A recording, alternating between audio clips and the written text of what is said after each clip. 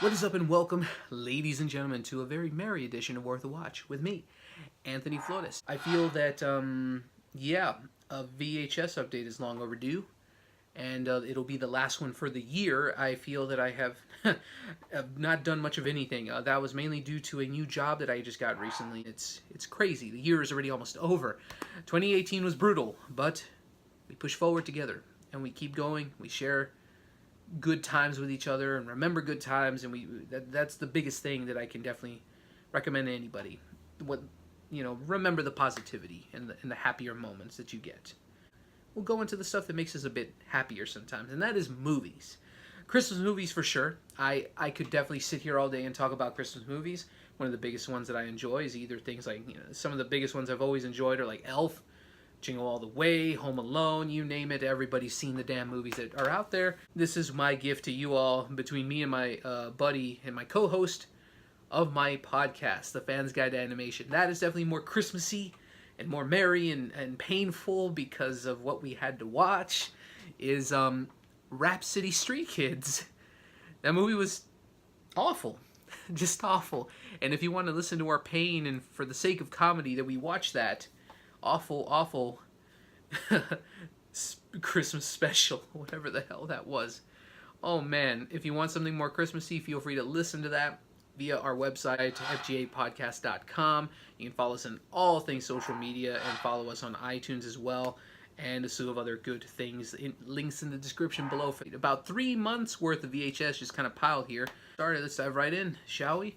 First up, we have Switch. Yeah, it's not even The Switch, but it's a Blake Edwards movie. Never heard of this movie, but it's got Ellen Barkin and Jimmy Smits, so that should be interesting. They used to, let's see, two dudes used to be friends, but then one of them died and then ended up becoming resurrected as a woman. I don't know. I purchased Heavy Metal a while back. I still have not seen it, but I found the sequel, Heavy Metal 2000, and I remember seeing this VHS artwork everywhere in like various video rental stores like Blockbuster and particularly Hollywood Video. The artwork looks pretty badass like the other title, but this one does not involve Ivan Reitman, I think, and I don't know. I just figured I have the original. Why not get the sequel?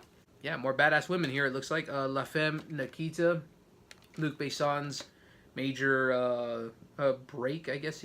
I guess this was like his big break of a movie. Then he made like Leon the Professional after this, I think. I still have not seen that movie either, but I've heard great things, and I've heard great things about this, so yep. I've seen most of this movie, but I don't think I've seen the unrated version, and I do not mind Nighties' Pamela Anderson, and that is Barbed Wire. It was clearly ripping off like other noir movies and Casablanca. Like, I think it was Casablanca. I think it was ripping off pretty bad. And check out this. Look at how terrible this collage is.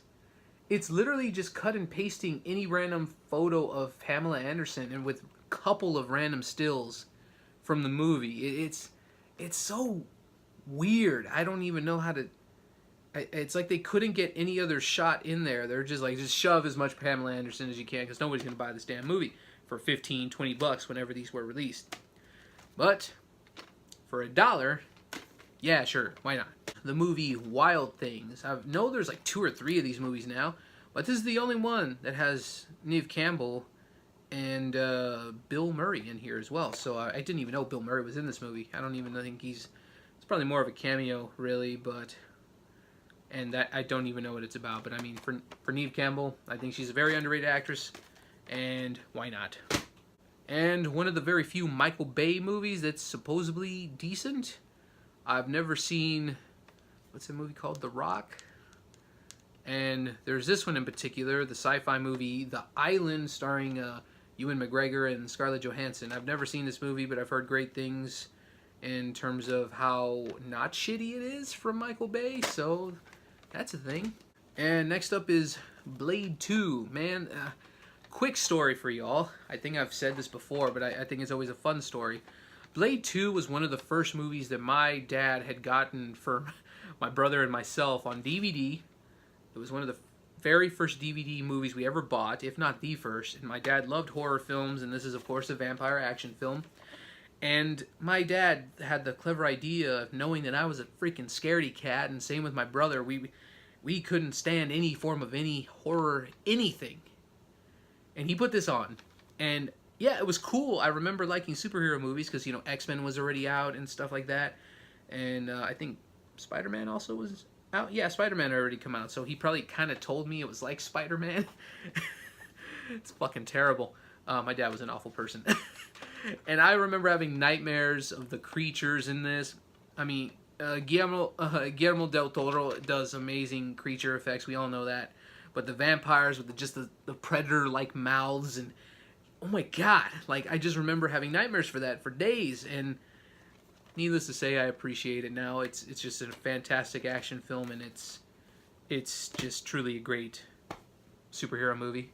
Next up is Robert Rodriguez's The Faculty. I sold my Blu-ray copy because I had the, what was it, that Echo Bridge or whatever the fuck that company was. I wanted to get the Lionsgate release eventually on Blu-ray. But on VHS, I don't see it often, if not at all. So I was just like, yeah, you know, this is classic. You know, a lot of great people in here. It's just a fun movie. It's ridiculous, but it's fun.